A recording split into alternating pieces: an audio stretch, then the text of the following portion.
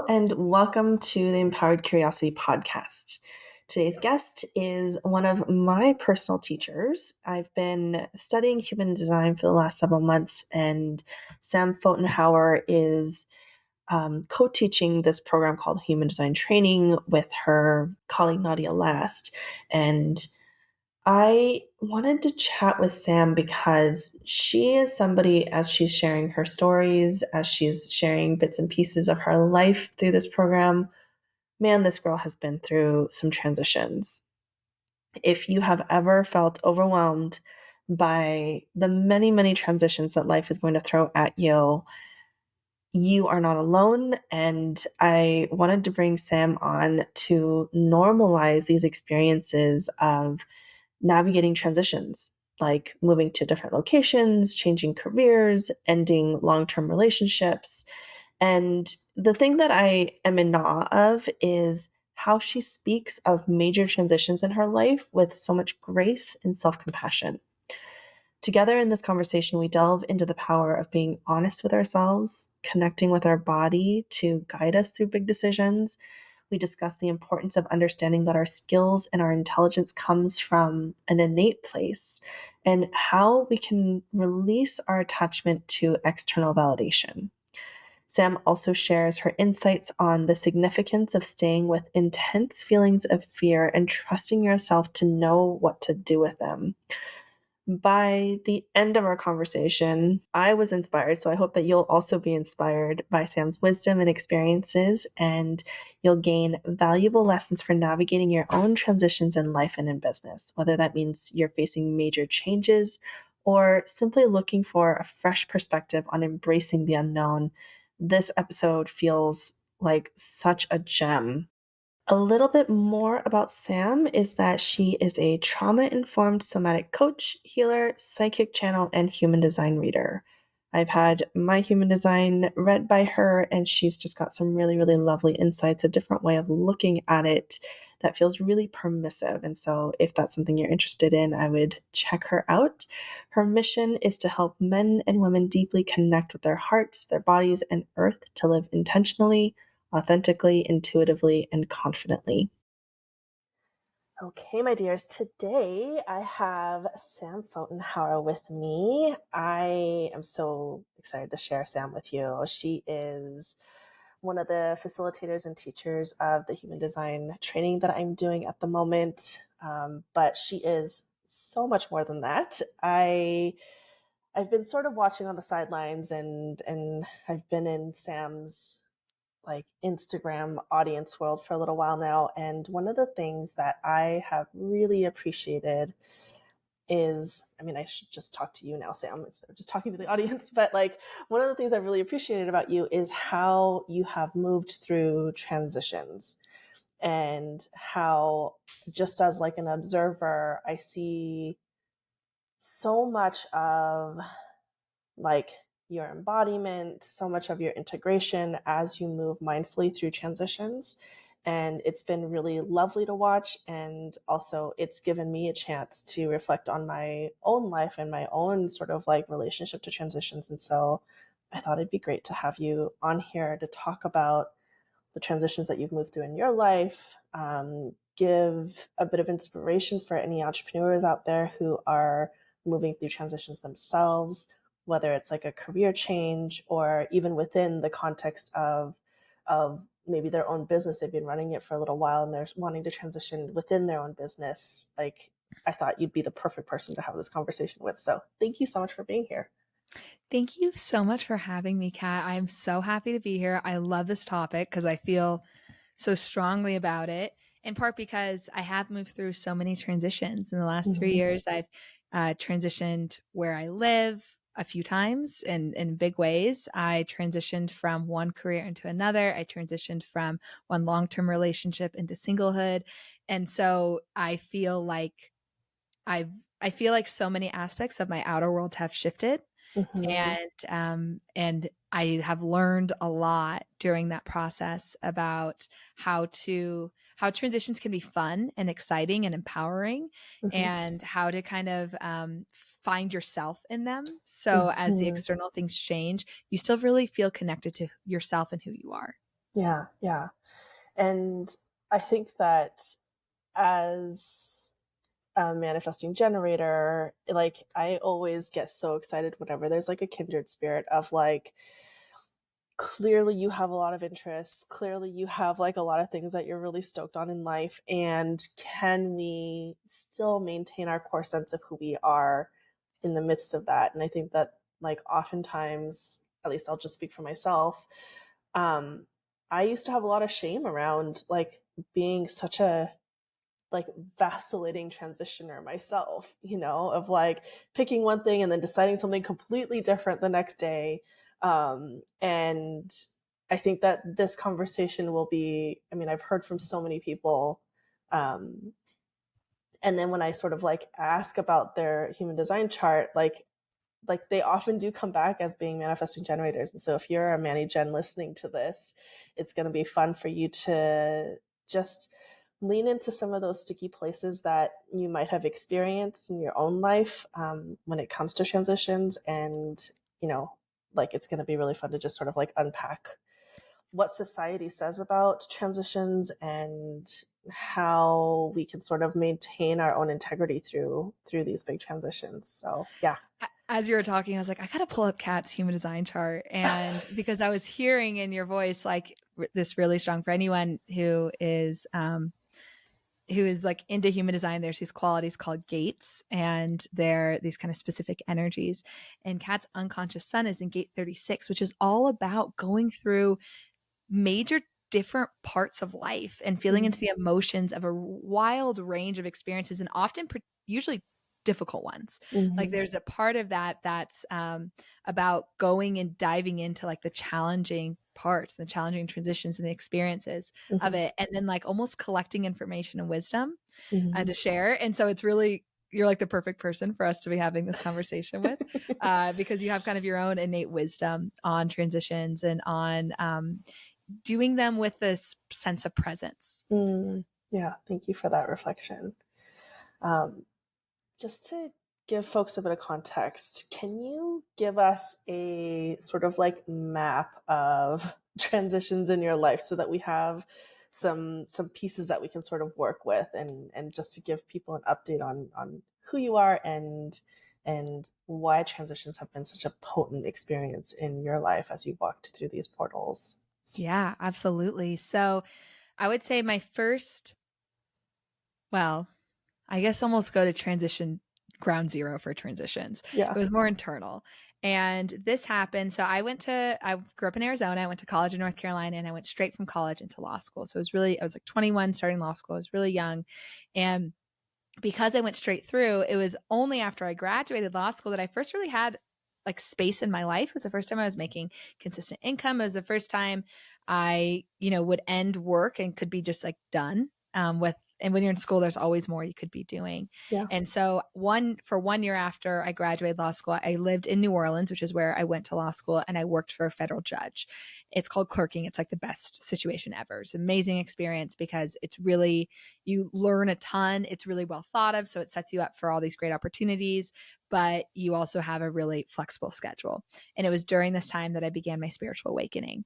I had this like really intense moment where I went to a sound bath and energy healing, and I had this sudden realization that a lot of this sense of disease I felt in my life of anxiety was coming from me not processing my emotions. Mm. And that if I really wanted to feel confident in my life and I really wanted to feel myself and not feel this like, basically I was getting kind of like low level anxiety attacks semi Mm. regularly. If I Mhm. wanted to not feel those, I needed to get into my emotions. I needed to work through some trauma that I was pretending didn't exist, and I need to share about it. And so that was kind of my first internal transition, because that totally kicked me off full on the spiritual path. Mm. That's where I learned about human design 2 months later. I started consuming all the content I could. I started seeing mediums and energy healers and learned about the concept of channeling. I like went really deep into the whole concept of like where souls come from and different beings and all of that, which I thought everyone did on their spiritual awakening, but I've now realized is not necessarily the case. And I started to change my inner landscape, and I started to assess, what do I want? What are my values? For the first time, really, what are my core Mm. values? What do I want to feel in my life? And am the way I'm showing up now going to get me there? Mm. And I started to kind of like, shift some of the things I was doing. I was still like, I was then, so shortly after the spiritual awakening, I moved up to New York City, where I practiced law at a very large law firm called Davis Polk. It's like a traditional large law firm and has some of the best lawyers in the country. It's very rigorous. I learned so much. And I started to ask myself, like, do I want this? Mm. Not even being at this place, but like, do I want this whole life? And what are the things that I know I want that are incompatible with this life as I'm currently understanding it? So that's big transition one. The second big transition happened a few years later. In the fall of 2020, first off, COVID was probably a transition for all of us, but Yeah, in the yeah, fall of 2020, I was living in Manhattan, or actually I was living in Brooklyn at that point, and realized I wanted to quit my job. yeah. I realized I did not want to be there at all. And I really wanted to get out of there for just my personal well being, that I didn't know where I wanted to go next, and that I probably couldn't figure it out from where I was sitting, Mm. and that it was a worthy use of, I'd saved up all this money to travel and to do all this cool stuff, and I wasn't going to be able to do it anytime soon because of COVID. So I was like, use this money, give myself space, and really connect inward. Mm. And that was very scary because I didn't have a plan, and was unemployed and all this stuff, but I knew it was the right decision. Then the next big transition was moving to Vermont with my partner at that time. He also made a massive career transition, totally shifted, pursued what he wanted to. Was and am still very happy for him. And we lived up in Vermont. That was really important because it totally changed my environment, and everyone I was around was in the spiritual community just because of who I made friends with there. And then my last, most recent transition, about 2.5 months ago, I called off my wedding and separated from my partner of 7 years and moved out west, where I'm going to be nomadically traveling, but currently in Denver. Mm. Mm. Love it.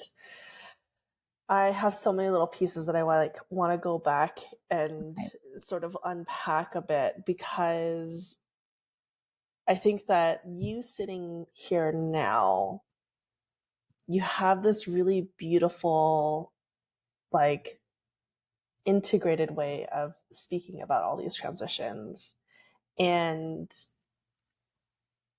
I know that, like, when I've been through like the big major transitions in my life, like I've also, separated from a long-term partner several years ago, and moved from being an acupuncturist into doing coaching. And then even within coaching, like, sort of shifted and transitioned, like what I was even going to do and who I was going to serve. And like, I think that you and I can sort of like sit here and be like, yeah, all that happened, and I'm so glad all that happened, and we can see the other side of it, and there's so much joy, and this is exactly where my life is supposed to end up, and all of that.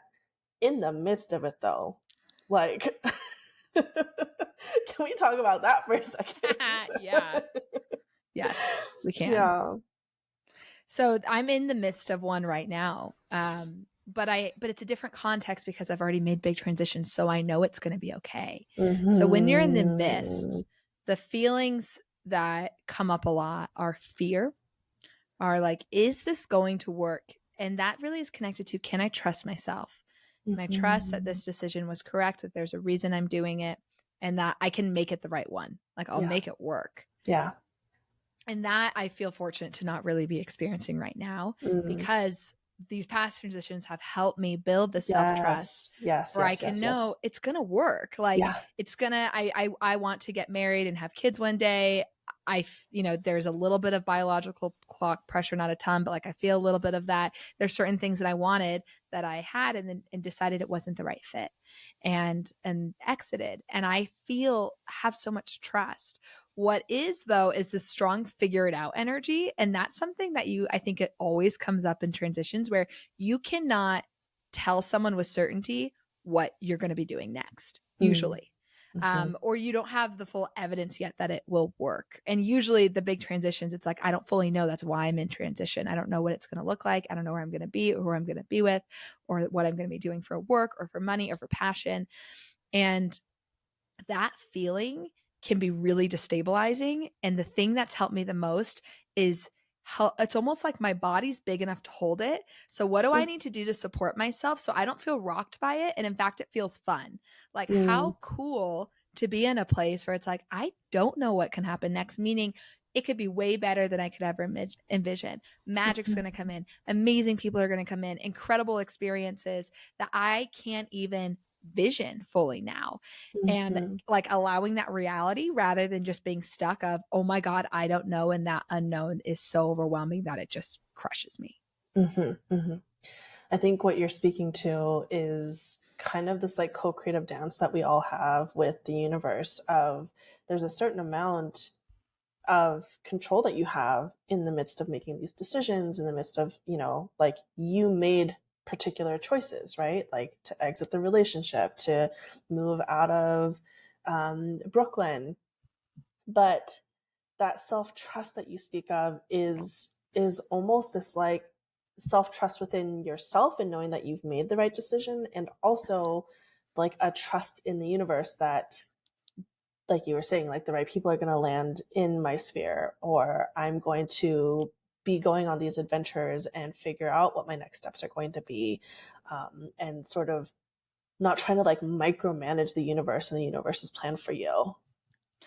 This is such an important point, and honestly one that I hadn't really thought about like this before, because yes, at one point I did have to really, I remember before leaving my job thinking, am I just on some sort of like spiritual bullshit? Like, can I trust this? Like, are things actually gonna come? If I create space and I'm like in my alignment, will things come? And I remember having that same thought too, even in recent transitions. Like, am I like delusional a little bit? And ultimately deciding, no, I feel this within me. I have a lot of evidence in the past that it does work out. And whatever you want to prescribe it to. For me, I prescribe it to universe and creator, but also just the raw power that comes from choosing something better for yourself. Mm-hmm. That energy is really potent. Like the Mm-hmm. decision of, I want something better. I believe enough that it's available that I'm going to take some steps forward. Amazing things can happen. Mm-hmm. And it's not just about trusting myself because I can't control a lot of this stuff. Yeah. All I can do is control once it's here. So it's actually trusting that there's a greater force here. Mm-hmm. Mm-hmm.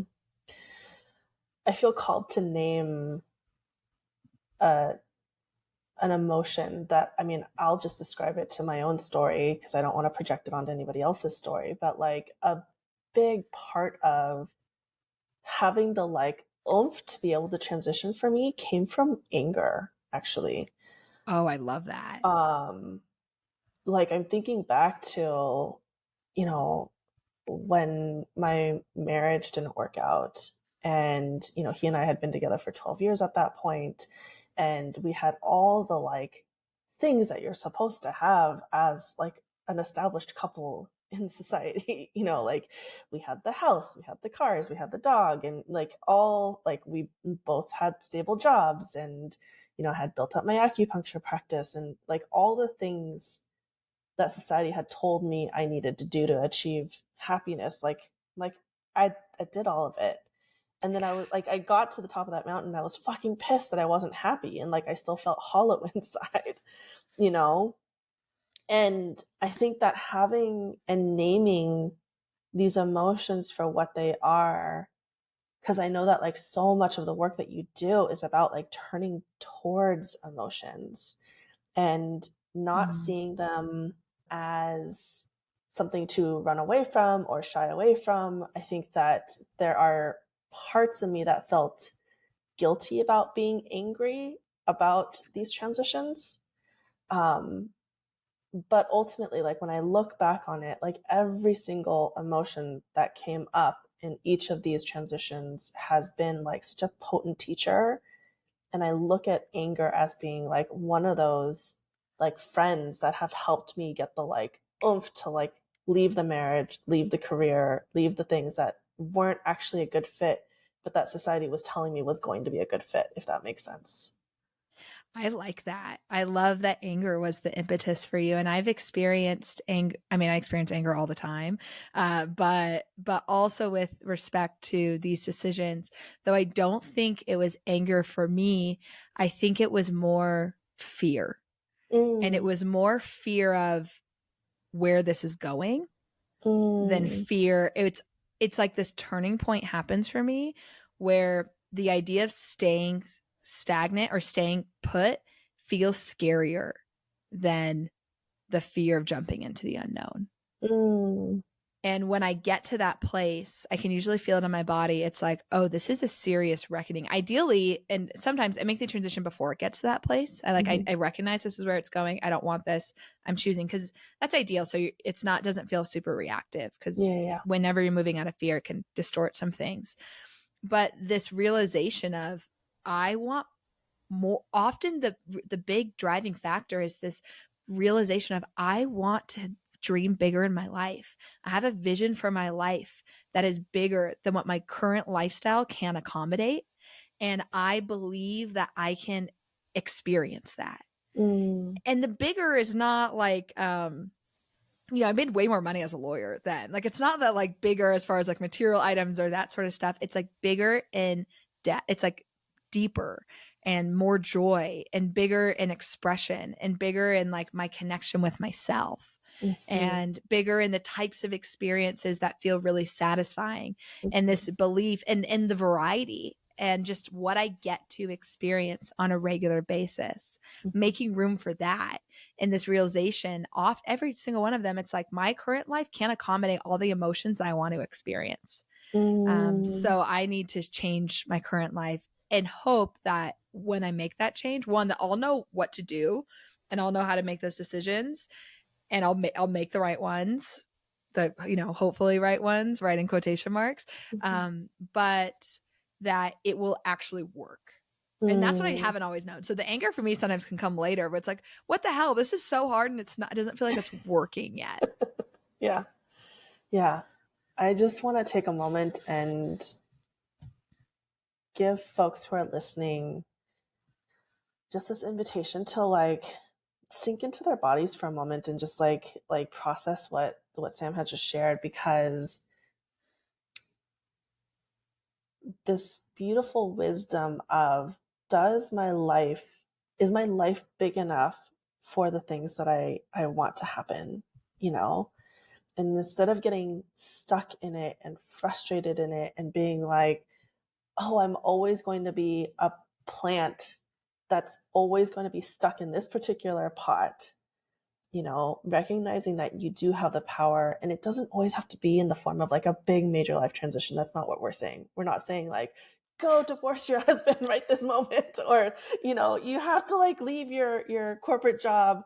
Like, what we're saying is, if there is a vision of something that feels more in alignment for you, sort of assessing and doing like a deep bare bones raw assessment of the structures of what your life looks like now, and being like, is this structure capable of getting me there? And I think that that's a really, really important question to revisit over time, you know? It's very overwhelming to when it's like, oh, you're unhappy in your life, or unhappiness. I was never unhappy. I wasn't unhappy in this relationship I just ended.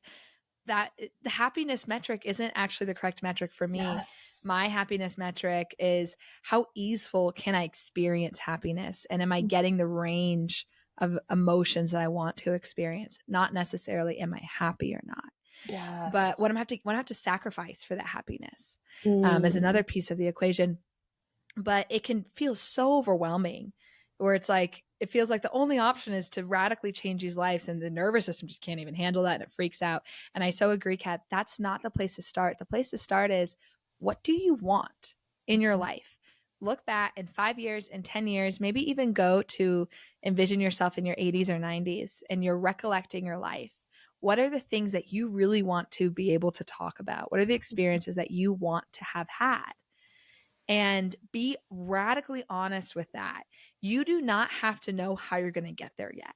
Yeah. The only part of your job is to be radically honest with what you are aware that you currently want with your, what we want, of course, shifts, but Mhm. being honest with that part and then slowly start to look me like, okay, is there any way that my current life can accommodate that? And are there any intuitive knowings, oh, this definitely has to go? Or like, Mhm. I think this is definitely going to be a part of it. Mhm. There's a lot of gray area. I work in my coaching practice with lawyers who worked in a similar place that I did, and their recipe for finding more joy is definitely not leaving their jobs. It's just bringing more of themselves into it, like Yeah. bringing more of themselves into other aspects. It doesn't have to be a radical shift on the outside. Sometimes the shift that has to happen is totally internally. Yeah. Yeah, absolutely. And I'm so glad that you named that because like I think about the minor shifts, I'd say minor in quotation marks because they weren't actually minor.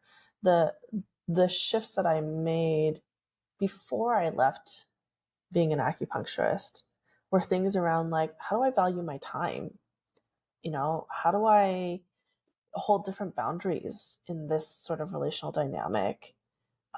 How do I negotiate for myself in this contract that's coming up? And so while on the outside it looks like I just sort of like stepped away from acupuncture one day, which is true, but also the thing that is also true within that is I had spent about 2 years before that recognizing, oh, this doesn't work, I need to change something. Oh, this doesn't work, I need to change something. Oh, this doesn't work.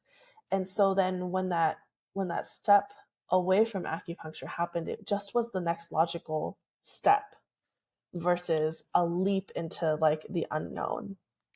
I had something similar when I was considering, or when I started to realize that I wasn't going to stay at my legal job. And Mhm. at that point, I didn't know if I was going to totally leave law or if I was just going to find a new job. I hadn't figured that out yet. But what I realized I need to work through is my identity as a lawyer. So it's like, Mm, no matter what happened, when I leave this, or to actually even just be able to consider the possibilities, it's like I couldn't consider what it would be like to not be a lawyer because I was so afraid of not being a lawyer. And so mhm. my job first was to be like, well, do I still think I'm smart if I'm not a lawyer? Do I still think I'm capable? Do I think I'm competent? Do I still think that I'm interesting? And I had to come to the conclusion of, oh, yeah, I am those things. Like I am smart, capable, competent. um, Lawyering is one outlet I use to express those skills, but it's not the thing that defines that for me. Those are Yeah, qualities within myself. yeah, And so I don't have to sacrifice those parts of myself simply because I get a new job. That helped me so much. So by the time I actually, like, the timing worked out and I was like, wait a minute, I think I might actually just leave this, which I hadn't really considered until a coach I was working with just kind of like threw it to me. mhm. I was equipped internally, emotionally, to even consider that. Yeah, yeah. I love that deconstruction because it's something that I've also struggled with, like similarly to you, I went into studying traditional Chinese medicine right out of college. So I was right around 21 and then went through that master's program as quickly as I could.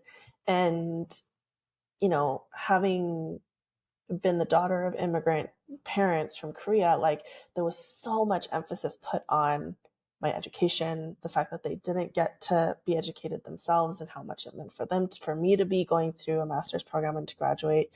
And like, there was so much like wrapped up in that like shiny piece of paper.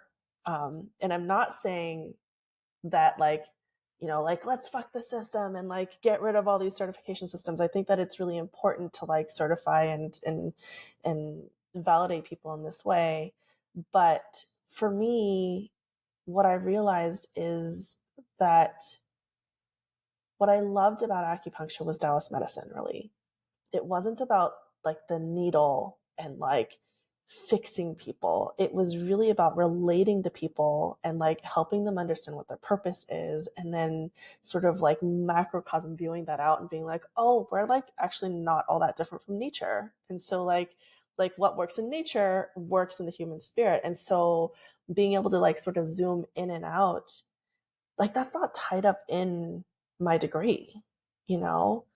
And so recognizing that this skill of zooming in and out with this like Taoist philosophy and being like, oh, I can, like, for lack of a better word, like repackage that in a different sort of modality and actually be closer to the medicine, like helped me release my attachment to that certificate. And so I ended up doing an entire ceremony around burning my acupuncture license, because I felt like that was necessary for me, like on the spirit level, to say like I am not a piece of this, like that piece of paper is like not a Horcrux, you know, it's not like a part of me.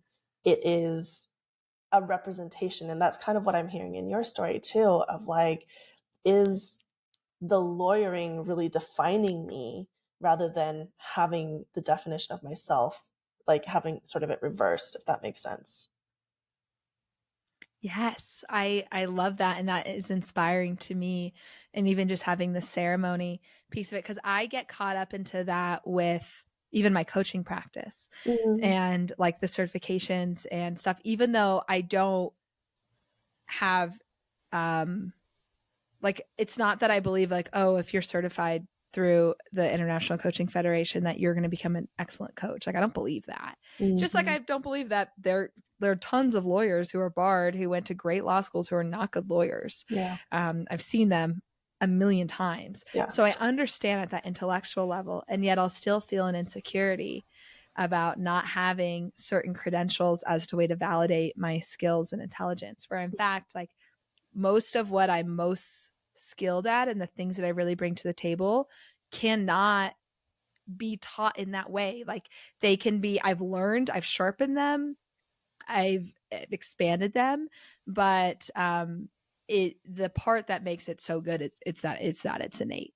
yeah, yeah. And like that's the part that I feel like recognizes that we don't need the validation of these certificates. And for me, what releasing my attachment to my degree has opened up is I now look at a program and I'm like, like, does my body feel drawn to this program?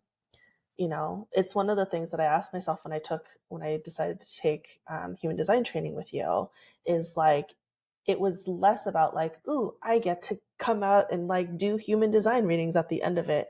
Like, it was more of like a body expression of like, this is really kind of exciting and piquing a sense of curiosity.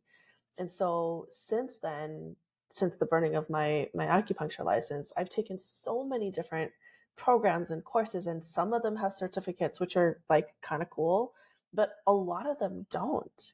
And it's all about like what helps you integrate better. And for me, what it all comes down to is like, does this help integrate me as a space holder? And, you know, like I'm just going to sort of use the human design training as an example. Is like I looked at a lot of other programs because like human design kind of interests me. But what I felt in my body was sort of this like energy being pulled up to my head of like, I'm going to get a ton of information. That's really cool, which like is really exciting for a certain part of me. But that's not actually going to help me integrate as a space holder. It's going to help me intellectualize. It's going to help me like kind of puzzle things out. Um, but when I look for a program, it's less about the information that's going to be delivered and like, how am I going to be held in digesting that information, if that makes sense. Yes, I love that. Mm-hmm. And and so like I think that we have a tendency to just get caught up in certifications, which again, not saying it's bad, but that can't be the only driver in where you invest your time and your money, you know? And especially depending on what you're interested in, where it's like, there is no great certification for psychic channeling. Like, that's just not, I'm sure that there are certifications out there that I can tell you right now, my personal perspective is those will not mean a lot. There is, though, there's these qualities of my work now including channeling, including energy healing, where the certifications available will not really contribute. Mm-hmm. In part because these fields are relatively small or new in the mainstream or aren't really well suited for certifications or any sort of regulatory like structure. Sure. So the reason we have certifications is to as a check for the public and for clients to be able to assess somebody's skill level so they can feel comfortable, you know, paying the money and receiving support and know that they are adequately equipped. Mm-hmm. And certifications in some of the things that you and I are interested in aren't really that effective Yeah. at that. Yeah. Um, and so that's something, a conversation I'm always having with myself of like, absolutely keep learning and keep Mm-hmm. educating and keep developing the skills. But as you were saying, I love the way you said that. Like, how helpful is it going to be to learn more information if it's not integrated? If Yeah. it just exists up here in my mind and I have to travel to my mind and leave my presence and my like knowing to access that information, then it's probably not going to help my clients that much, Yeah. because the things that are really going to help are so integrated that they're entwined, and it's almost like I just know them. Like I just see it and they just come out, and I don't have to almost like scan through the encyclopedias of my mind to like find the passage and then like express it. Yeah. Yeah.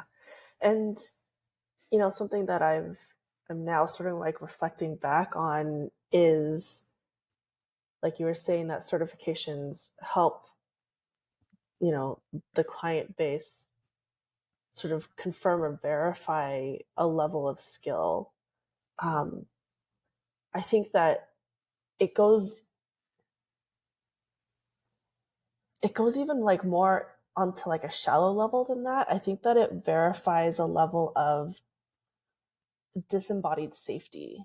And I feel like I need Mm, to like explain what I mean by that, because I talk about yes. safety so much in my work. And to me, safety is this like rooted, grounded sensation in your body. It's a somatic experience. Um, it's how you're able to sort of like access choice and autonomy and sovereignty, right? That's not the kind of safety we're talking about. I think that having been through a system that certified safety in quotation marks is like, are you going to harm this person on like a very sort of like shallow, superficial level? Like, so for the acupuncture field, are you going to puncture this person's lung? No, because I know that you've gone through the training to like understand where the lungs are. You know, are you going to prescribe a counteractive herb that doesn't work with a pharmaceutical that this person is taking? Right. And so like there's almost this like shallow level of safety that we're asking to have verified without taking into account that there are deeper levels of safety that we're looking for with a lot of these modalities. And that can't be verified except through experience and through that person who's holding space being a fully embodied person. And so for me, like the certification is less important to me than like the feeling that I have when I'm with a person, and being like, oh, I can actually tell that this person, this practitioner has done their work, because that like sort of like groundwater level of safety is the thing that I'm searching for as a client. And that's hopefully like what like shedding the idea of a certification has helped me land into as a practitioner as well. It's like that certification helps to prevent catastrophic risk. And Yeah, like obviously there's a huge benefit of that because we of don't want people course. to, you know, be afraid that their lungs can get punctured. But staying there and orienting our own individual value or using it as a reason why we can't pursue something that we want, that we know that we are skilled for. Because even coaches or energy healers or folks who work in a field that there isn't as much of like an acute safety, like physical safety risk, Mhm. so certifications are like a little bit squishier, Yeah. still of course need to have the knowledge of like, am I equipped to be Yeah. guiding somebody? Yeah. Yeah. Or and is this an appropriate, am I going to create psychological harm at any level? And Mhm. that's where that also internal integrity comes in. It's kind of hard Yes. to negotiate with myself of like, am I equipped, am I ready? Truly, I may feel ready, still be a little scared because there's always more we want to learn. And this is a one line thing too for anyone in human design and others, but there can be this like, I need to keep learning more to feel safe Mm. quality that some of us have, but also recognize like, but I trust that I'm not going to cause any harm. And I Yeah. trust that I understand when things escalate, when I need to refer out, when I am unequipped to handle a certain situation. Yeah. Yeah. I think the most powerful thing that I've learned on that level is just saying I don't know. Like like we have this Yeah. thing in our culture where like it's like almost taboo to say like I don't know something.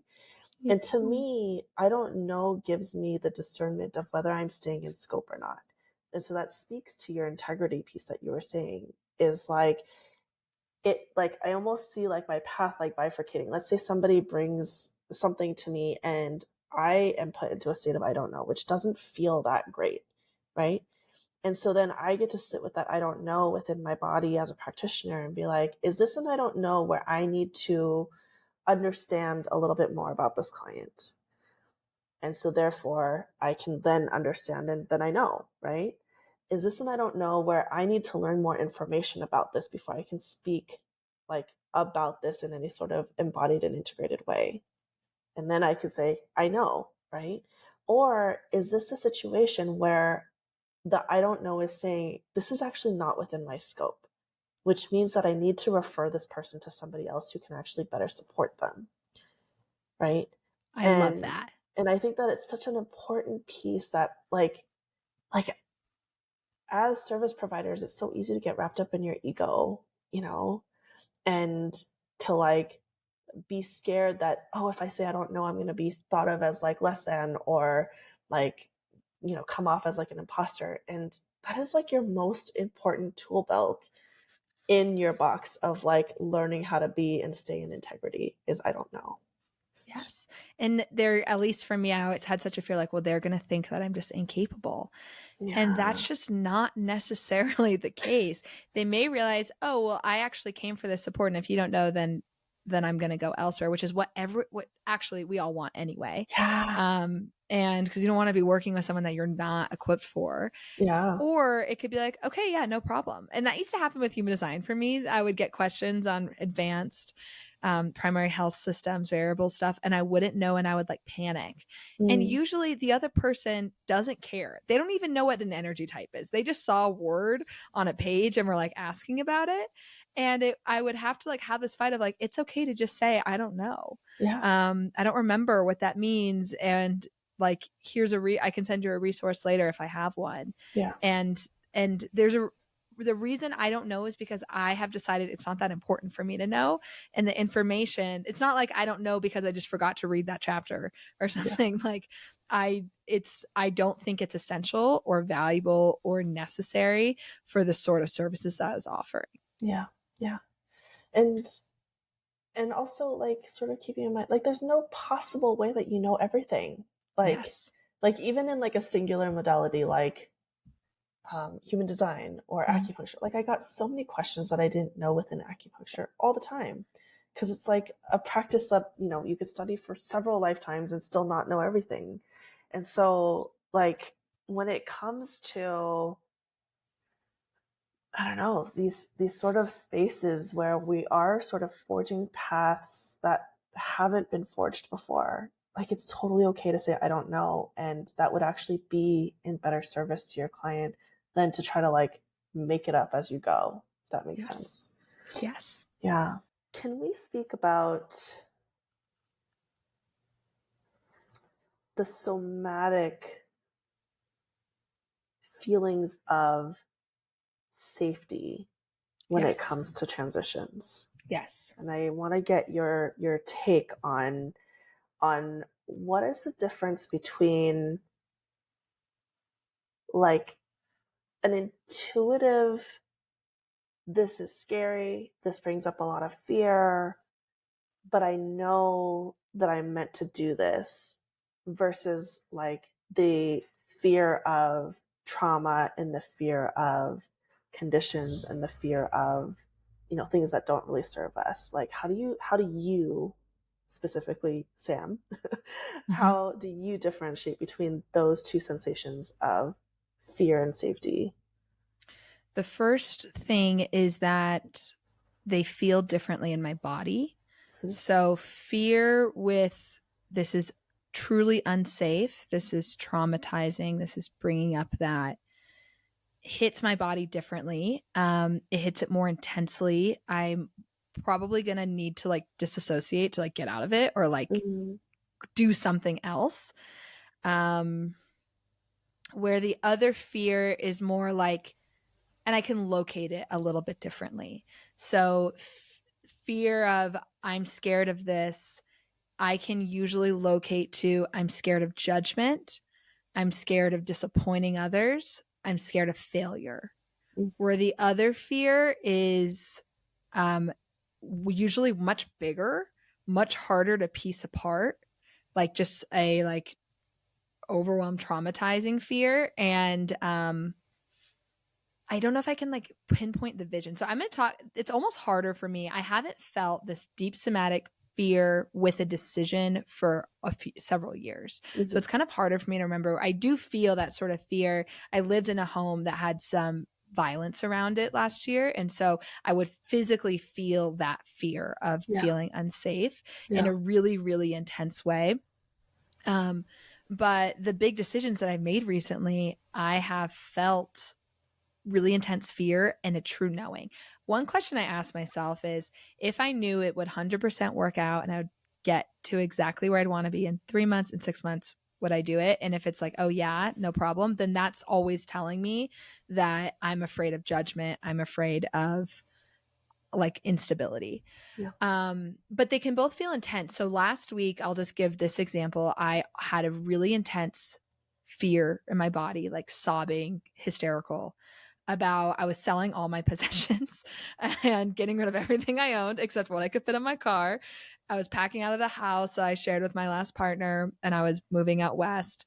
And I'm like, what the hell is going on? Like, all my external metrics of stability and accomplishment.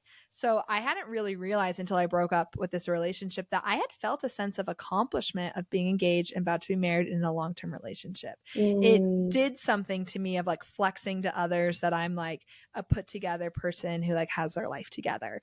And luckily I think I have a really strong sense of self. So once I could see that and it didn't like crush me, I was like, oh, that's an interesting belief. Like I'm going to choose a different one. But I still felt that. I felt this feeling of like, wow, I'm an entrepreneur. My job, like who knows where my work will be in 6 months or a year. Like I just simply couldn't predict. Mhm. I have reasons to trust it and to feel more stable in it, but it's still like outside of my full understanding. I no longer have an apartment or any place that I'm like calling home. I don't have any of these material possessions. I had accumulated all this cool furniture and like things that were also kind of a flex. Like they're like some of that was fancy. I had like a 4-bedroom home, got rid of all of that. I kept my juicer and my Vitamix. So I have a few important things, but most of it, and I felt like a tennis ball floating in the ocean Mm. and it was so intense. But what it felt like inside my body, I was feeling myself feeling really anxious and I was feeling myself feeling really scattered. And I was trying to pack up and do all these tasks and I couldn't focus on them. And so I said, okay, I'm going to lie down and do a 20-minute meditation and see what if I need to ground anything or what comes up. And about 10 minutes come up, it was just waves of fear and grief like pulsing through my body, through my Mm. chest, through my stomach, all the way down my legs, up into my throat. And it was this feeling of you are untethered and there is nothing grounding you and anything could happen. It felt like I was a tennis ball floating in the ocean that was just going to get tossed around. And I had this like internal dialogue of like, do we need to do anything with this? And this voice inside me said, you are going to know exactly what to do with this. Mm, You're skilled at visioning into the future. You don't have to do anything with this. You just need to feel it. mm, And so then I just felt it, and I just like felt the emotions, and I felt this intensity, and I felt this kind of like, I don't know what's going to happen next. That's okay. My body's big enough to handle this fear. I chose this. And this is a natural like contraction that comes after like big decisions, but just be with it. And that's enough. mhm, mhm. I think the just be with it and that's enough is such an important thing to name here, because I think that oftentimes when we're in the midst of like a big feeling like that, we want to do something about it. Like, like I feel like there's, and I've like supported enough clients through this to know that like in that moment, if I give them a sense of structure, that's not actually going to serve them. That's like a band-aid for the situation. Versus if you give them a sense of like holding and container, like that is exactly what that feeling needed in that moment of like, hey, you're not wrong for feeling like a tennis ball floating in the ocean, you know? And let's turn towards that. And Yes. let's actually sort of like sit with that and not make that wrong, because you're right. Like you're going through some big, massive transitions, right?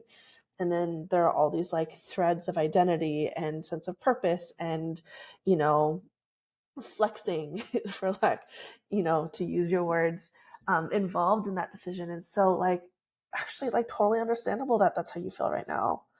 Um, and But then it moves yeah, because it doesn't stay there. So it's yeah, like it moved. And by the next day, it's like, oh my God, anything can happen. yeah. Like if you're big enough, if I can dream it, it can happen. Like my job is just dreaming big enough to allow new things to come in Hmm. and being open to it. And that's the beautiful part of that somatic processing of just like being in the depth of emotion. Yeah, yeah, It creates space. yeah. I mean, it's like when you hold a little kid who's like scared, like they're not going to stay in that feeling forever. Whereas if you were to like tell that kid, like, oh, like, why are you feeling this way? And like sort of have resistance towards turning towards that emotion yourself, that kid's going to have a harder time processing that emotion and Yes. actually moving beyond that emotion.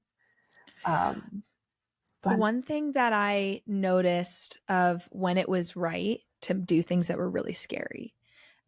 The job was a big one, and then leaving my partnership was a big one because there wasn't a lot of with the partnership, especially. I was really happy in the relationship, so it was it was actually very surprising for me at some level that this was coming up, and I it for me the sensation feels like I'm being pulled by a string in a direction. And it's kind of like I'm already on the train, and it's like you can like fight being on the train and hate it, but you're on the train. Like this mm, string is pulling you forward. So it's either like explore it and accept it and notice it and being like, okay, this is going to be really scary, but I'm going to do it anyway because I know that that's where I need to go. The mhm, other thing that really comes up is kind of back to that question of like, if it was 6 months, would I do it? It's this belief of like, what am I telling myself? And particularly, what are the negative beliefs or limiting beliefs that I'm telling myself that excuse why I would want to be here? Like, mm, what am I accepting as true? And are those things actually true? So, with the job example, um, for me to be willing to stay at that job, I would be accepting as true that my job could never really be that fulfilling. I was believing that it wouldn't be possible for me to find work that truly felt fulfilling and made money. And that if I had it space to figure it out, I wouldn't get any more clarity. And so I mm, started looking at those like, am I going to agree to a world where that's true? And if not, then that's usually kind of tells me where I need to go next because the only reason that I'm staying here is because I'm agreeing to a belief that keeps me small and yeah, I'm afraid to believe the bigger one because of the consequences. And Yeah. I made the agreement a few years ago, and I've really stuck with it. I do not make decisions out of fear. And it's kind of interesting. Earlier said it, like, fear can be the impetus, it can be the spark, but I'm not choosing things because I'm afraid of failing, because I'm afraid of judgment, or because I'm afraid of like not succeeding or not having support. Yeah. As long as my basic needs are met. So like with the job situation, it was like, okay, I would go through the worst case scenarios, which some people don't do, but for me it helps. Like, what are the worst case scenarios here? Like, I can't get a new job, the market crashes, blah blah blah. Like, okay, could I go work in a totally different place? Are there hiring there? Is there a place I could stay safely? Like, as long as I kind of look at some of the worst case and be like, I can handle it. I'm not putting myself, no one wants it. And I wouldn't have, I didn't choose things, but knowing that it's a very unlikely situation, but can I handle it? And is that risk worth the potential gain? Then I'm going to move forward. Yeah. I think that's such an important practice. And I think specifically to sit with that practice until you get yourself out the other side. Yes. Because because everyone's minds just naturally go to the worst case scenario anyway. And so like sometimes people are scared, like, oh, if I give myself permission to go into worst case scenario, then like, am I just gonna just spiral and just get stuck in that land? Right. And for me, when I hold space for somebody who's doing that practice, it's like, okay, so then what next? And then what Mhm. next? And then what next? And sometimes I have to ask that question like 20 times Yes. before they're able to like get to a place where they're like, oh, actually, like, even though my imagination has taken me to a place where I am now living on the street by myself with a cat, and I have no more money, and my children all hate me, and like, and then the list like keeps going. But then we start to like climb ourselves out of that hole. And I think that that is a really crucial part of that practice, is to like keep asking yourself, and then what, and then what, and then what, until you're able to, like, even if it's like 20 times later, climb yourself out of that hole. Until you show yourself that you're okay. And Yes. you feel that feeling, because it's what you're actually doing with that practice is figuring out what is the underlying feeling there. It's like all this, that what's like for me, like then what, then what? And it's like, then I'm afraid that everyone will think I'm a loser. Yeah. Or I'm afraid that everyone will think that I was irresponsible. And it's like, okay, well, that's the fear then. So Yeah. feel it. How does that Mm-hmm. fear or that feeling or that thing feel in your body, that thing that you're so afraid of happening, and holding it and then showing yourself, okay, I can hold it. Yeah. I can Yeah. hold it. And then what? Yeah. And I agree. It's like everyone's minds go to the worst case scenario, but it's almost like they just circle it. Yeah. And actually, it's so useful to go in, because once you start saying it aloud, usually it's not that bad. It's usually like someone's going to be mad at me, Yeah. or something that's like, not to discount that, but when you really list out what the risk is, and then you kind of balance it with, well, what are the risks of me staying? Yeah. And how does that feel in my body? Let's say we don't change at all for the next 3 years. Where might you be then? What's happening there? And then that kind of helps to bring a lot of that clarity in. But it's Yeah. like being radically honest with yourself about the whole landscape. I think that's helped me a lot with the fear and the confidence, because it's like I've turned over these stones and I trust that I can handle all of those things. Mm-hmm. Mm-hmm. I want to return back to the original question, because I think that what we've answered is, and like really fleshed out, is the fear of wisdom.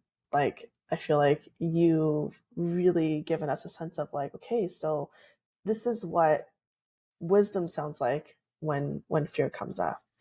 And I almost get this sense of like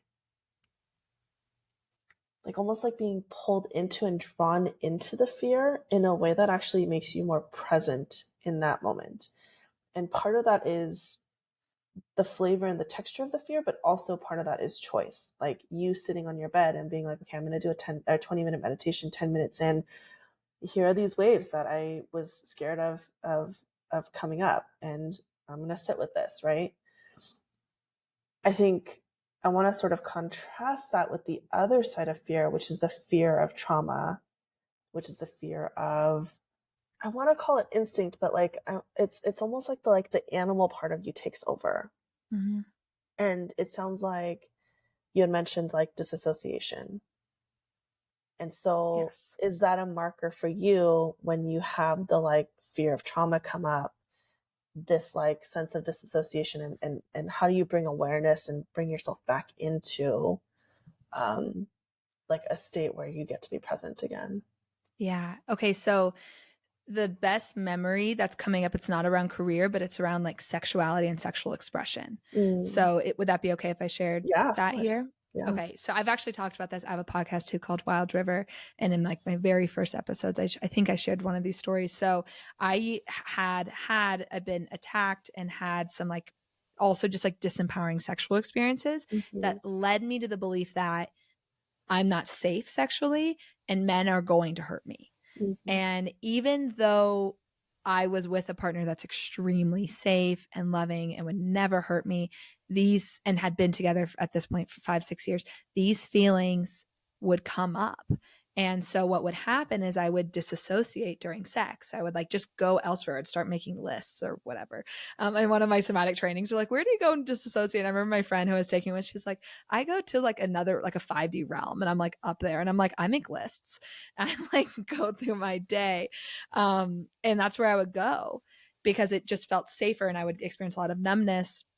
And I remember I really wanted to work through this, but I had so much fear in my body. So Mm. if it's the fear is within a level of a threshold, then so it's tolerable, then it's like, okay, you stay in it. I feel it in my body. I can tell the difference because I can't locate it as well, or it feels really primal. It's like I'm going to get hurt or die. It's not this like when I say locate, it's not like I'm afraid of being rejected in this way. It's not as it's not as clear as that. Sure. Um, my body is shaking more, and it's off. Both can be really visceral, so I wouldn't necessarily that one is more visceral than the other, but I can't fully explain it as much. Or what I can locate it to is my fear of safety.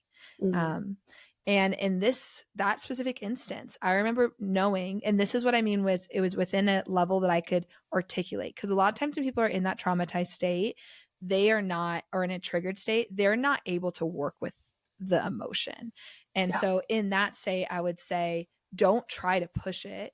Luckily our bodies, luckily or not luckily, but like our bodies are really good at shutting off, and you will Mhm. often start to notice yourself disassociating or going to a different place. Yeah. But if you're in that place and you're like, this is too much, ground.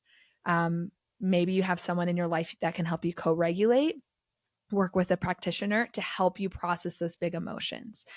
At the point of this story, I had been processing my trauma around sexuality for like years. And so I had already had a lot of support of processing the big ones. So I could recognize it. I could recognize what it was coming up and why it was there. And two, it was much smaller. And I remember we were like having sex or about to have sex. And I remember telling him, like, I am so afraid that you are going to hurt me right now. And I remember being really afraid to share that because it's a hard thing to hear that your partner tell you that. Yeah. And but I knew I needed to. I knew I needed to name the fear and get support around it, because that was the only way I was going to be able to break through this like kind of traumatic response. Mhm. And he had like the perfect response. I remember he like grabbed my face and with so much intensity told me, I'm so sorry that you have been unsafe before, but you are safe now, and you are always safe. You are never going to be hurt again. I have you. I got you. Like, you are safe now. Mm. And I want you to know that and feel that. And I literally felt so much sensations and shaking through my whole body. I like literally felt my womb like release. Mm. And so in that moment, it was like, okay, I recognized it. And the thing that I needed support for, because that traumatic experience was from my partner, because that's like the origin of the trauma. Mhm. Where in others, maybe the origin of the trauma still isn't safe. Like maybe if you've, or it can't be corrected in that way. Yeah. Um, but I think the underlying thing is sensing. So having sense of your emotions, feeling them, giving them space from, and then not making decisions out of that place. Mhm. So not making decisions in the throes of the fear, So for like a big transition, instead seeing if you can get to the other side. And if you can't, that's a great time to go see a practitioner, Yeah. because when we're with practitioners, they really increase our tolerance or like our ability to Yeah. process those emotions. Yeah. Kat, did that answer your question? It It's did, kind of and thank you windy. so much Okay. for sharing that piece. And I think it's so important for people to to see how these things play out in like Yeah. real scenarios, because oftentimes people have so much compassion for someone else's story and so little compassion for their own. And so if you are somebody who disassociates like Sam does, and you felt just like a drawing in towards your sympathy muscle as you were hearing Sam share her story, you know, allowing that muscle to be exercised towards yourself as well. Because part of this is that the disassociation was actually really wise of your body, Mm-hmm. you know, in the moment of being attacked, in the moment of experiencing a particular trauma, your body in its infinite wisdom said, we can't be here right now. We need to check out. And so people oftentimes have a lot of shame around their disassociation. And to me, when I hear your story, it's like, of course you disassociated, right? Yes. And of course you continued to disassociate, which doesn't mean you have to get locked in that pattern. But as you're bringing awareness, and as you're bringing sensation, and as you're bringing um, like tangible expression to Mm-hmm. that, that is what helps you sort of stretch that tolerance that you were talking about. And Yes. so therefore, you know, I'm sure this will be a thing that you continue to play with and continue to have a relationship with, but like sexuality is going to be like almost like a yoga practice for you, you know, of like, can I stretch to this point? And does that feel okay? Ooh, that didn't feel quite good. So let me just back it in a little bit. Can I Mm-hmm. stretch again? Does that feel okay? Different partner. How does that feel? You know? And so I think it's really important for folks to be able to recognize that if if Sam is like worthy of having compassion and sympathy towards her story around disassociation, you are completely deserving of that as well, Yes. you know? Yes. Yeah. Yes. And there is shifting that can happen. Like I remember in the early years of realizing like, oh man, this is definitely sexual trauma, and believing like it may never change. Like I may never be able to experience presence and the whole range of emotions. And that has so not been the case. Like it's like 180. And it took time, and it took a lot of feeling really intense emotions. Like Mhm. there was a lot of feeling really, really intense emotions, because I had a lot that I needed to be present with, because I couldn't be when they were happening because it wasn't safe and I wasn't equipped. So now it's like, okay, I need to be present with some of these emotions and recognize the way it's impacted my life. But now that I'm on the other side of it, it's dramatically different. And it's Mhm. so helpful to know that. And I think something worth saying is, when I talk about like, okay, it can be like a fear of failure or a fear of judgment that comes up with these like career transitions for you, that may be a traumatic trigger. It's Mhm. not for Mhm. me. It's Mhm. just, it's like a low level of fear, but it could be for you. Yeah, And yeah. so the signs are kind of like, how much does it overwhelm your body? Yeah. Does it feel like it's something you can locate? And sometimes even things that aren't a traumatic trigger can still really overwhelm your body, because your threshold is not yet has been stretched to accommodate that. Yeah. And so knowing just however you want to categorize it, but knowing that there's a process of feeling big emotions, and if it gets too much, get support. And there's a Mhm. lot of ways to get support. You can work with somebody, but you can also like bring in a safe person in your life. That might be adequate. It depends on the thing. It could even Yeah, be yeah. like supporting yourself by going on a walk Yeah. or some sort of like regulating activity that makes you feel calm and grounded. So when you go into that emotion, like if somebody's processing a big emotion, it's going to be way worse if they've been on TikTok all day and like hungover and like in an airport than it would be if they've been like in a bath, on a long walk, in their home that's really clean and safe, and they got a good night's rest. Yeah. And so it's like you create that environment for yourself, and that'll allow yourself to process more and get through more. Yeah, absolutely.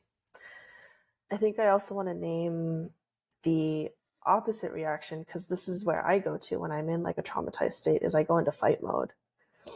Um, I don't have very many experiences of disassociation in my life, but I do have a lot of experiences where fight has actually saved me. And particularly when it comes to work and career, like fight was like my go-to mechanism. And it's also validated and valued in our culture right now, is like, oh my gosh, you're such a hard worker. And oh my gosh, like, I can't believe you accomplished so much in such a little time. Or, oh my gosh, how can you be awake after a 12-hour shift, you know? And so like, I think that for me, and I just sort of like want to speak to both sides of the audience. Like there's folks who disassociate, and then there's folks who um, go into fight mode, which is an equally traumatized, I wouldn't say equally, because to go into like a free state, you kind of have to like go into like, oh my God, I'm going to die. But it is also a traumatized response, Mhm. and to recognize that as such. And so for me, a big practice that I do with my business, and this is one of the reasons why I think business is such a spiritual practice, is when I feel that somatically in my body, like, and it feels like, I don't know, you probably have some like human designy type things to say about this, but like almost like this like engine gets turned on in my stomach, and it's like, okay, like we can do this. And like I get like I've started to now recognize this as like, this is my adrenalized response, is like Mm. my skin gets really prickly, you know? And like I can do almost anything when I'm in that state. Um, and and I've started to recognize I have to do the bare minimum on those days. Like those are the days where I do Yes. not push my body. Those are the days where I do not make big decisions. Those are the days where I do the bare minimum. I show up as in the deepest level of capacity that I have, and everything else that's optional like gets deprioritized, and I try to prioritize napping, which is not always easy for me to do. Yes. And so that's kind of to this point of like reacting. So it's like when you're in the big fear, when you're in dissociating, when you're fighting, and the way for anybody is like, I don't know how to tell the difference. Just start asking yourself, how am I feeling? And just collecting information. Like notice throughout like Mhm. days when you have something stressful happening, um, days where you're really unhappy in work, days where you're really happy, days where you're relaxed, whatever. Notice it, and notice not just the name of the emotion, but physically, like what's happening for you. Mhm. And I believe, and human design has informed this for me, but um, make decisions out of a grounded place, especially big transitions. Like make them out of a grounded place. So if you need to create more time, you thought you were going to know by a week and you need a month because you're not feeling grounded, either you're reacting or you're in a fight mode. Because the risk, and I'm curious if this has played out, but if a client was telling me this, the thing that I would be concerned that could happen is it's like the survival instincts is kicking in, you're fighting, and you're losing the discernment of, do I want this? Yeah. Like, do I want to fight for this? Yeah. Is this something that I want in my life? And that discernment is what everybody making a big transition, like that's what you need to be locked into. So if anything's keeping you from that, then you need more time or space or support or whatever to help you get clear on it. Yeah. Yeah. Thank you so much for naming that. I think that discernment piece, if I take it into the body, it's small intestine energy. And so, you know, I think about the digestive tract as being like, oh, like such a such a beautiful metaphor for life. But it's Yeah. like, you're taking in information, your stomach breaks it down, and then the next step in your digestive tract is like your small intestine literally says, is this good for me? Is this not good for me? You know? And when you look at folks who have IBS, who have, a lot of issues with their small intestine, one common thing that they also have is stress in their lives. And so when we have our decisions being made from a reactive space, you actually lose that ability for your small intestine on a physical but also energetic level to discern, is this good for me or is this bad for me? Mm. For me, being in fight mode means that I overcommit.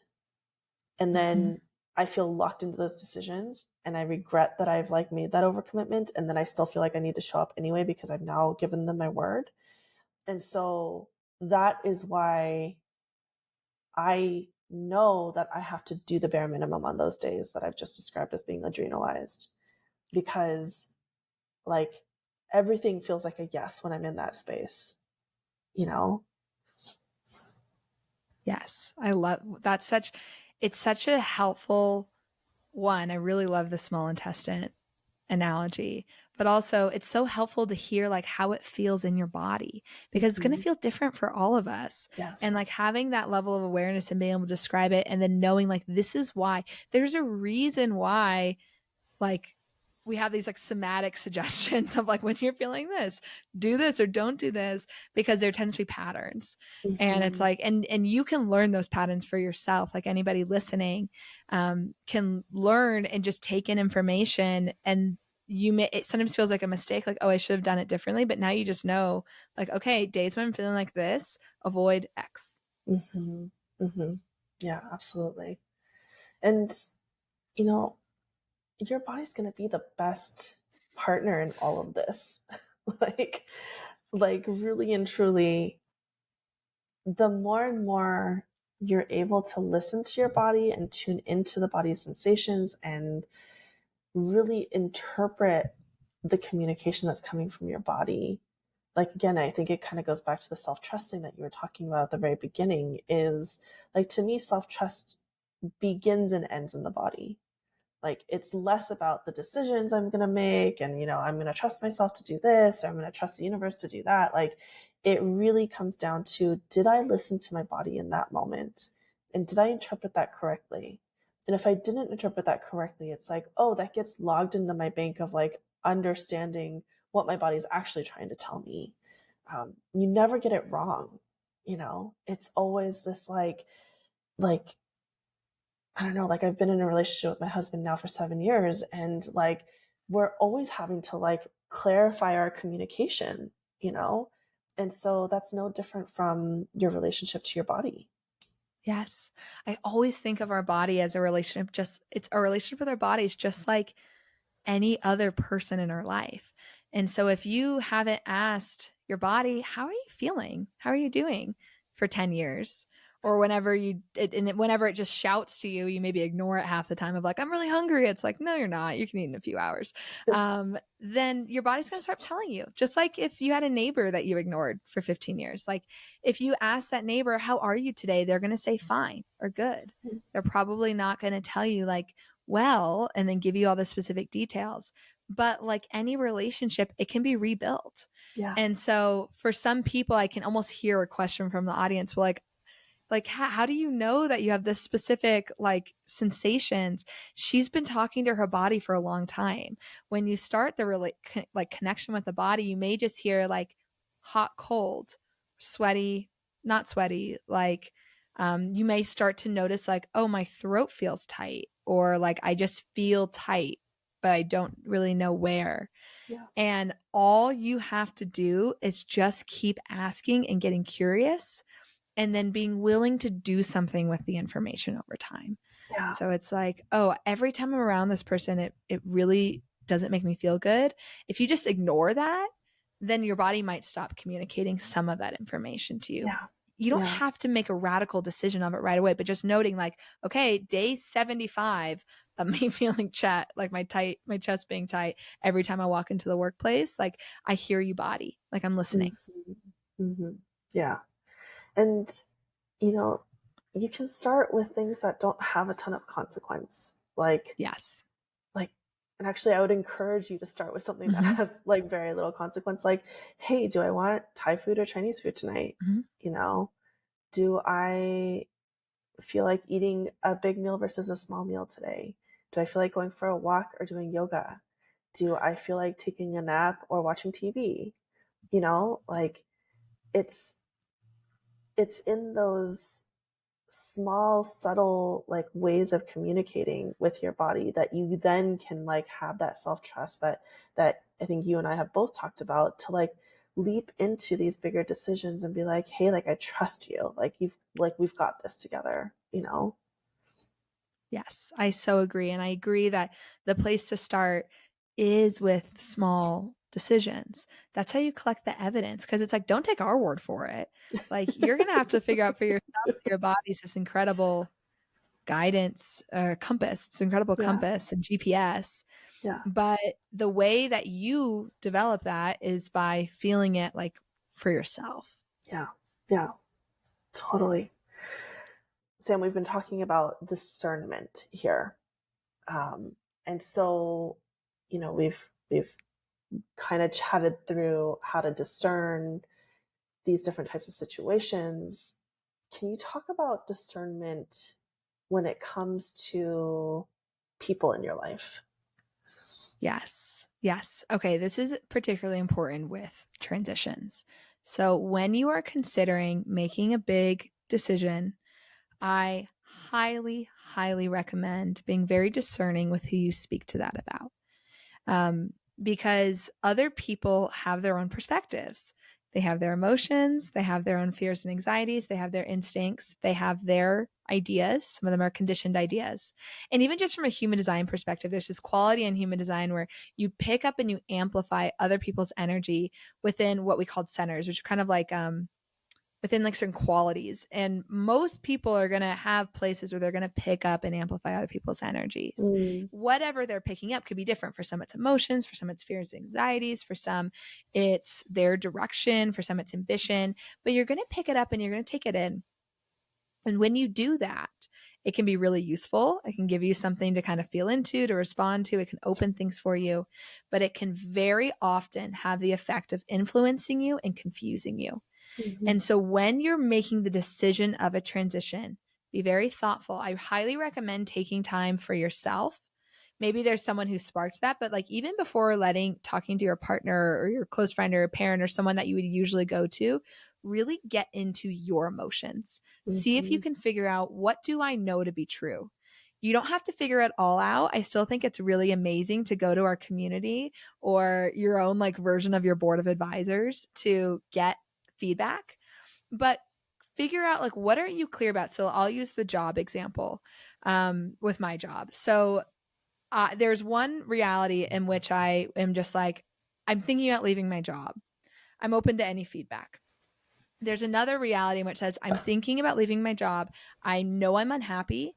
I know I don't want to be in this field. I have these concerns about money, but I'm not that concerned. So I'm not really open to feedback on that. I'm open to, or I haven't decided whether I'm going to stay in law or leave law, or whether I'm going to pursue like this opportunity and who I should tell. So rather than just going to your community with the whole question, go to with the part that you actually are looking for support on.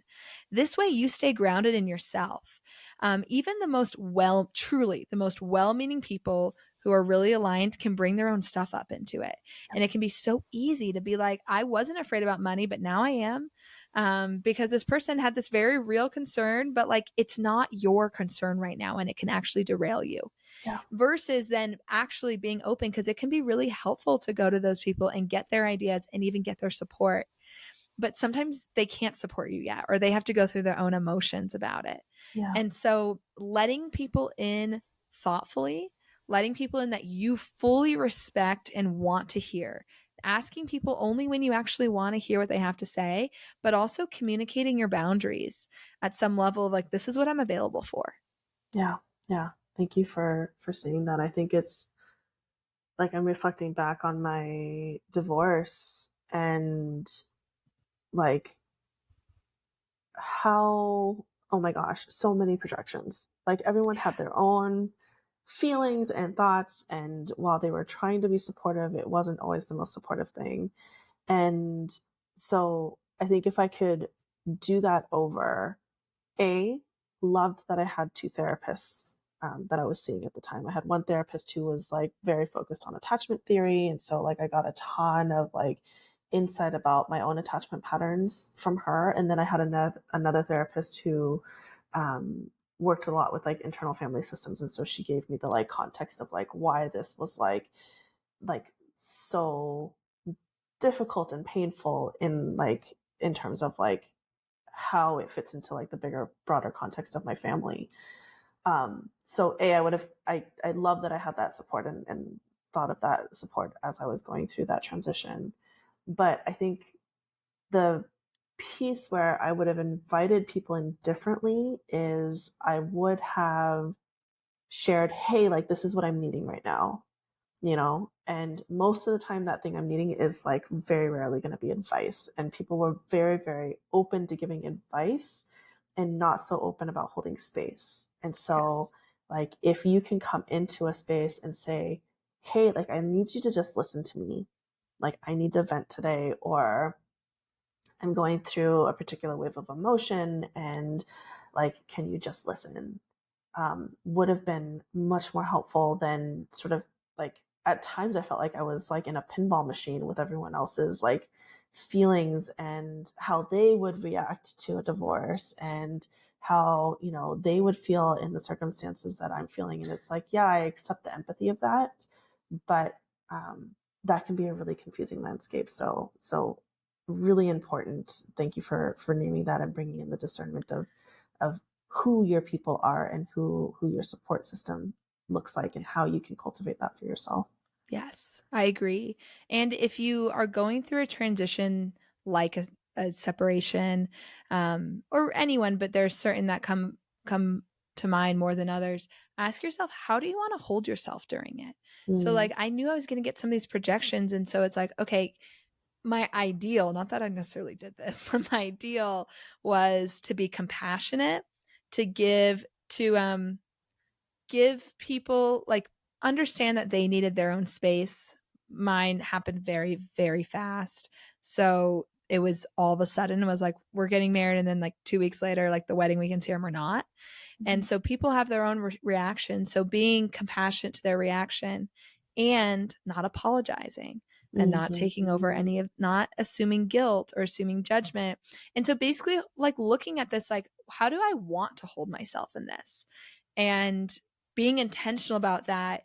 Not that that always is going to happen. At least it didn't for me. I had my own emotions that would happen if someone said something unsupportive. Sometimes it could be like, okay, that was a little strange and move on. And sometimes I'd be like, are you for real right now? Or like have that privately. and yeah. um but just deciding ahead of time, it helped. And more, I think I was able to be the version of myself I wanted to be more because in the back of my mind, it was like, okay, this is being tested a little bit now. I can anchor into this and notice Mm, like, wow, whenever I talk to this aunt or this person, I don't, or this friend, like I feel weird about it. So I'm going to not talk to them about this right now. yeah. Like protecting yourself. It's not that you can't ever talk to them about this. But whenever you're in the middle of a transition, it's vulnerable. And so Mhm, treat it like that. Treat yourself as like, I'm very sensitive right now. I need to give myself extra love, extra protection, extra support until I kind of like get to a grounded place. And then I can handle others if I decide like there's a reason to yeah. have those conversations. I like the not apologizing piece because I think that we have a tendency to, like, downplay our own experiences and our own emotions in the midst of somebody else being uncomfortable. And so, like, being able to hold the, like, both and energy of, like, yeah, that person can be upset about this, or that person can be throwing projection or throwing, some sort of, like, insecurity or fear at this situation. And I can show up in the fullness of my own experience and my own feelings. And both can be true. Yes. Hmm. Hmm. Love. Yeah. Oh my goodness, Sam, I feel like we could talk forever, but Okay. we do need to wrap this up. um, can you please share with folks how they can find you, what kind of support you're offering for your community right now, and how we can sort of stalk you on the internet. Yes. So people can find me at my Instagram at Wild River and my website www.wildriver.live, Live. And that's the best place to stay in my world. If you want to like connect or stay in touch, join my newsletter or follow my podcast. I have a podcast called Wild River. I'm on a brief hiatus as I navigate these transitions. I'll be back in like 6 weeks and it's great. So that's a great place to kind of feel into my energy, or if you like this, to stay connected. I have a few offerings. I do, as far as like one off sessions, I offer energy healing. And that may be on the way. I haven't decided, but if it is, I'll do group energy healings. I do group workshops. And then I offer what I call a 75-minute clarity call. It's like my signature offering. These are the best because we bring in, it can be like a human design reading for those who are like, I want to learn about human design. We can focus on that. We bring intuitive channeling. We do somatic coaching practices, but they're really designed to be like, okay, what part of your life do you want to move forward? Or do you want to receive clarity on? Mm-hmm. It could be anything from, I've had people who are like, I'm in a major transition. What should I be focusing on in this season? Or how do I figure that out? What are my core values? I'm really struggling with this piece of my confidence. I don't know what I'm good at. Whatever it is, I had a baby a year and a half ago and I really want to feel connected to myself and I'm not right now. Whatever it is in your life, there is a lot we can do in there. I tend to work with people on themes that are around safety, self-confidence, purpose, fulfillment, values, intuition. Those are like the things that come up very frequently. Awesome. And then for those who want ongoing support, or like I'm actually moving through a transition and I would benefit from support, I do one-on-one coaching that we meet weekly or bi-weekly. And I bring in all my same kind of intuitive, human design, somatic coaching tools in there.